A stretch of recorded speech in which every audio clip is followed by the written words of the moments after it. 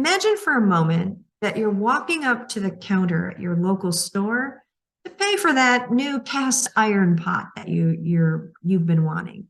You hand over your coupon, and just as the cashier is transacting your purchase, your significant other rushes up with the last minute item. You look at the teller for options, and she says, "Well, you can always come back." Well, you don't have to imagine it. This scenario actually happened. There were a number of options available, such as reversing the sale, ringing up the merchandise again with a new item on it, but the employee did not offer any of these options. Now, do similar scenarios play out in your company? Building a customer service culture is more than orienting a new employee for a week. To successfully implement that customer-focused culture, leaders must intentionally cultivate the service mindset in their teams. Now, to build a customer-centric culture, business leaders can start by asking these 8 questions. Number 1, what is your company's customer service vision? Your service vision doesn't need to be long to be effective. And as the business leader, you may have beliefs or ideals about customer service, so it's important to communicate them to your team. And most importantly, if you haven't defined the type of experience you want for your customers, involve your team in creating the vision.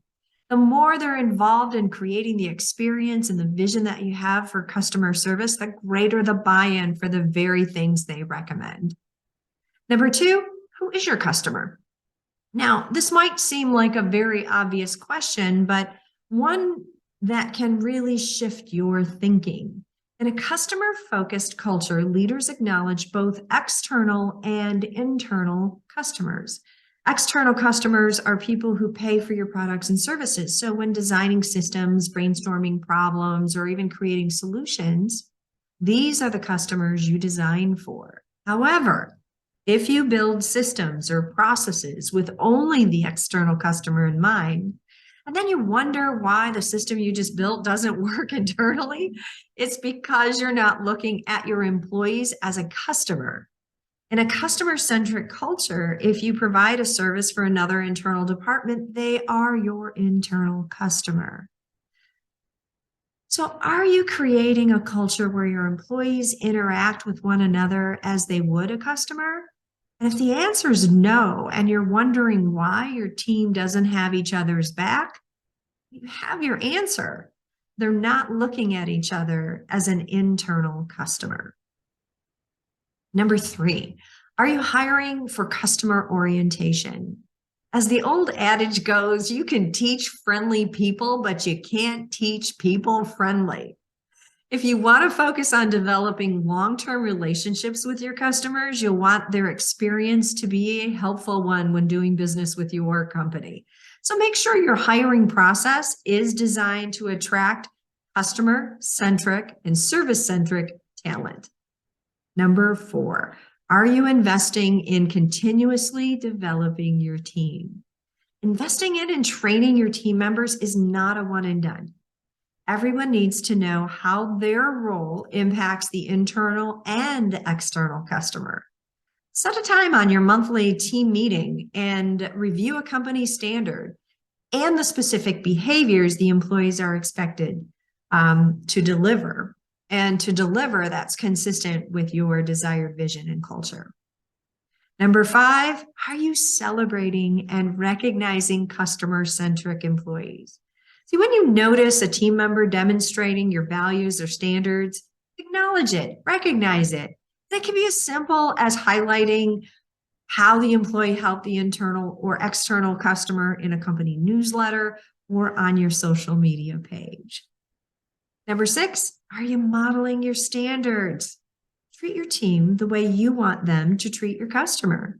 If you're seeing an incongruence, ask yourself if you're modeling the very behavior that you want to see and if you've adequately trained your team members. Number 7, are you asking your customer for feedback and taking action on their feedback? That's important. The most valuable feedback comes from your internal and external customers. Call them, see how things are going for them. And while you connect with them, let them know the improvements you're implementing as a result of their feedback. And number 8, are you empowering your team? Identify what is specifically allowable so that your team member understands all the possible options that are available when working with your customers. And when they know the options, they can use them to solve a customer concern. It's also important to role play with them so that when they're being trained, they can recognize those scenarios and know which option to provide to the customer. See, as your business grows, you will need to rely on your staff, and a well-trained and continuously developed staff ensures your company retains every single sale and cultivates an exceptional customer service culture. I'm Lisa Mininni. Until next week, create a great life.